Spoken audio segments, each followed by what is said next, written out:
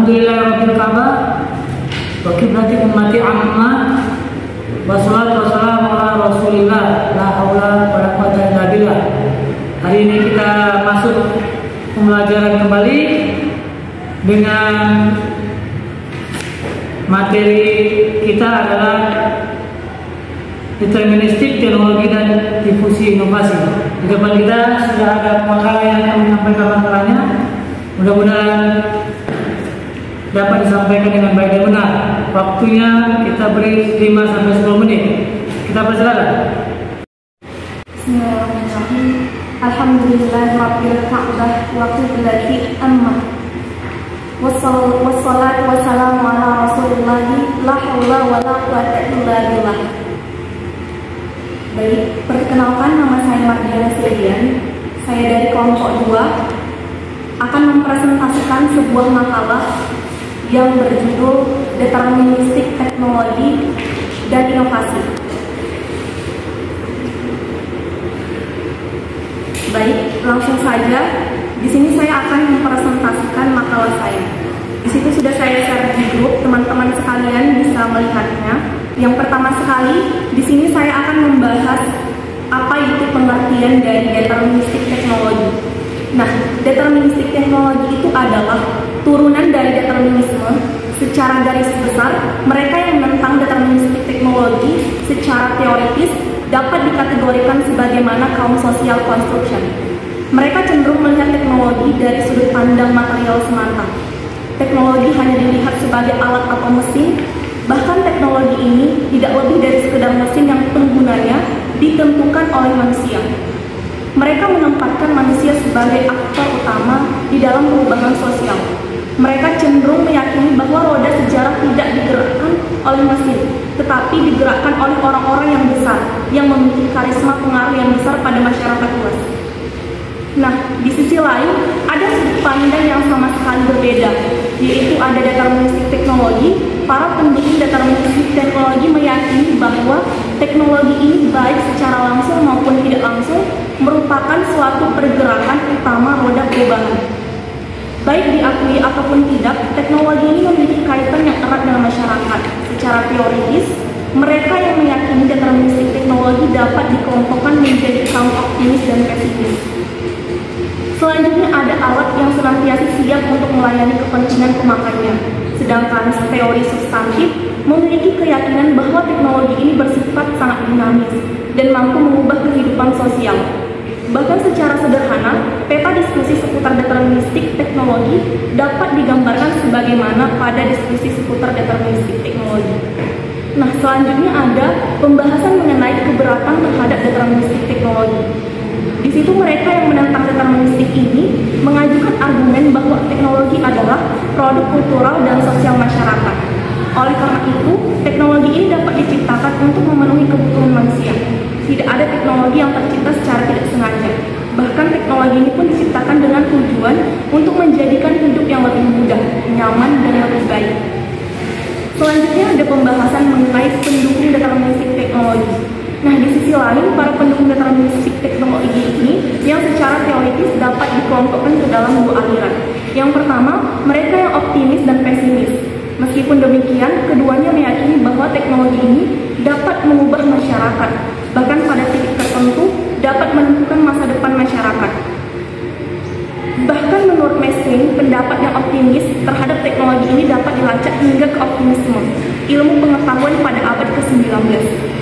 Nah, satu varian determinisme adalah determinisme media dari Marshall McLuhan sebagai salah satu tokohnya, yaitu phrase yang sangat terkenal dari MC Luhan adalah "The medium is the message". Nah, media yang digunakan untuk menyampaikan pesan bukan hanya sekedar alat, tetapi memiliki peran yang sangat penting. Masyarakat tidak hanya dipengaruhi oleh isi, tetapi juga dipengaruhi oleh media yang digunakan, misalnya seperti buku. Nah, buku ini juga dapat memunculkan dampak pola pikir yang linier atau analisis.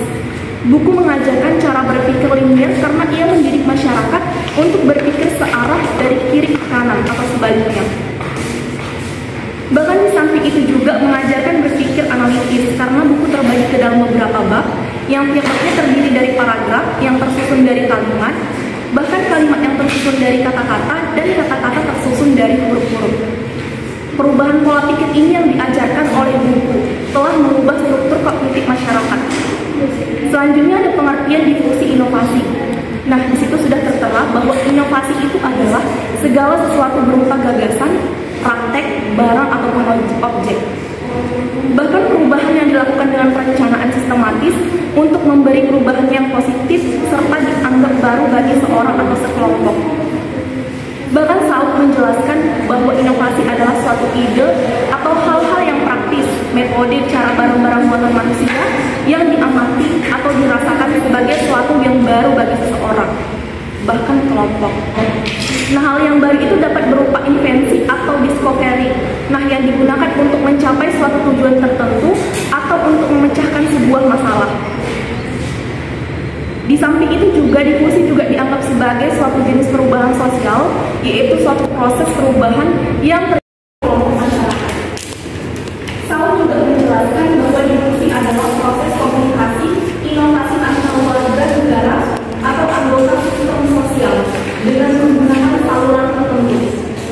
Komunikasi dalam definisi ditekankan dalam arti terjadinya saling mengikat informasi atau disebut dengan hubungan timbal balik dan antar beberapa antar warga masyarakat tentang inovasi. Bahkan Rusdiana menjelaskan difusi adalah jenis komunikasi khusus yang berkaitan dengan penyebaran pesan-pesan sebagai ide baru pada tahun 2014. Dengan kata lain, difusi adalah bentuk komunikasi yang bersifat khusus. Nah, berkaitan dengan penyebaran pesan-pesan yang berupa gagasan baru. Dalam hal ini, apabila ide-ide baru ditemukan atau disebarkan, diadopsikan atau ditolak. Assalamualaikum warahmatullahi wabarakatuh. Perkenalkan, nama saya Tirta Nugra. Saya dari kelompok 7 ingin bertanya, mengapa proses komunikasi dikatakan sebagai proses difusi inovasi? Mungkin itu saja pertanyaan dari saya. Assalamualaikum warahmatullahi wabarakatuh. Baik, Assalamualaikum warahmatullahi wabarakatuh. Saya dari kelompok 4 ingin bertanya kepada pemakalah. Yang pertanyaannya, mengapa difusi inovasi dikatakan sebagai bagian dari komunikasi? Sekian, terima kasih.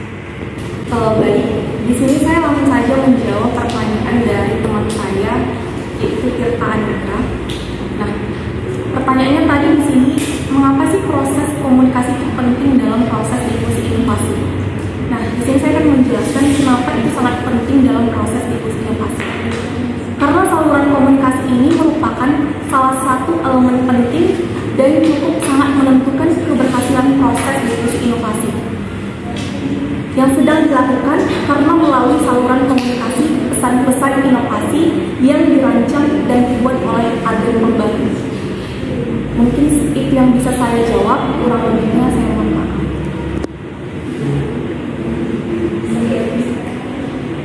Langsung saja, di sini saya akan menjawab pertanyaan dari Gimana Deputiza Abdullah. Yang pertanyaannya, mengapa sih difusi inovasi itu dikatakan sebagai bagian dari komunikasi? Nah, karena saluran komunikasi ini berfungsi dalam difusi inovasi dapat dikatakan sebagai alat untuk menyampaikan sebuah pesan-pesan inovasi dari sumber kepada penerima. Karena inovasi ini juga diadopsi oleh seseorang yang diterima tersebut. Mungkin itu yang bisa saya jawab, kurang lebihnya saya mohon maaf. Baik, pemakalah sudah menyampaikan materinya, sudah ada kendala. Namun yang terpenting adalah bahwa determinisme teknologi adalah sebuah teori yang menegaskan bahwa perubahan yang terjadi dalam perkembangan teknologi sejak zaman dahulu sampai saat ini memberikan pengaruh yang besar terhadap masyarakat.